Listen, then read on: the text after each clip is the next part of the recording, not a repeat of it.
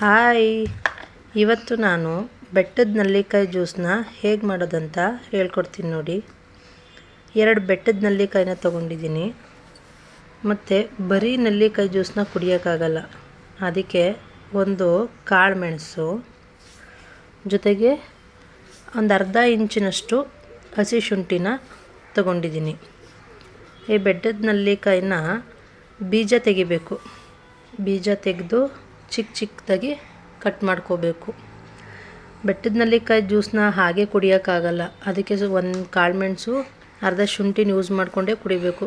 ಇಲ್ಲ ಅಂದರೆ ತುಂಬ ಒಗ್ಗೊಗ್ರು ಕೈ ಆಗುತ್ತೆ, ಕುಡಿಯೋಕ್ಕಾಗಲ್ಲ. ನನಗೆ 2 ಬೆಟ್ಟದ ನೆಲ್ಲಿಕಾಯಿ ಆಗುವಷ್ಟು ಜ್ಯೂಸ್ ಸಾಕಾಗತ್ತೆ, ತುಂಬ ಕುಡಿಯೋಕ್ಕಾಗಲ್ಲ ಫ್ರೆಂಡ್ಸ್.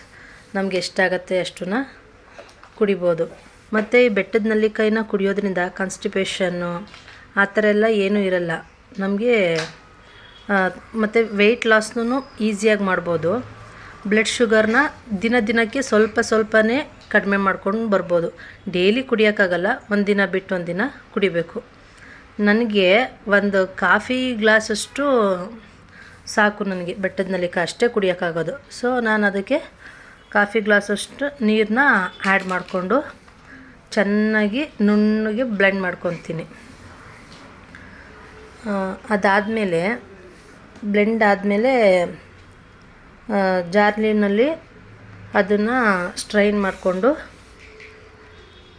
ಲೋಟಕ್ಕೆ ಹಾಕ್ಕೊಂಡು ಬೆಳಗ್ಗೆ ಖಾಲಿ ಹೊಟ್ಟೆಗೆ, ಬೆಳಗ್ಗೆ ಮಾರ್ನಿಂಗ್ ಎದ್ದಿರ್ತೀವಲ್ಲ ಆವಾಗ ಒಂದು ಸ್ವಲ್ಪ ಖಾಲಿ ಹೊಟ್ಟೆಗೆ ಒಂದು 100 ml 150 ml ನೀರು ಕುಡಿದು ಒಂದು 5-10 ನಿಮಿಷ ಬಿಟ್ಟು ನಂತರ ಈ ಬೆಟ್ಟದ ನೆಲ್ಲಿಕಾಯಿ ಜ್ಯೂಸನ್ನ ಮಾಡಿಕೊಂಡು ಕುಡಿತೀನಿ.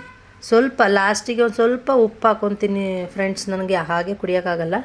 ಒಂದು ಸ್ವಲ್ಪ ಉಪ್ಪು ಹಾಕ್ಕೊಂಡು ಕುಡಿತೀನಿ. ನಿಮಗೆ ಹೇಗೆ ಬೇಕು, ಉಪ್ಪು ಬೇಕಂದರೆ ಹಾಕ್ಕೊಳ್ಳಿ, ಬೇಡ ಅಂದರೆ ಹಾಗೆ ಕುಡೀರಿ.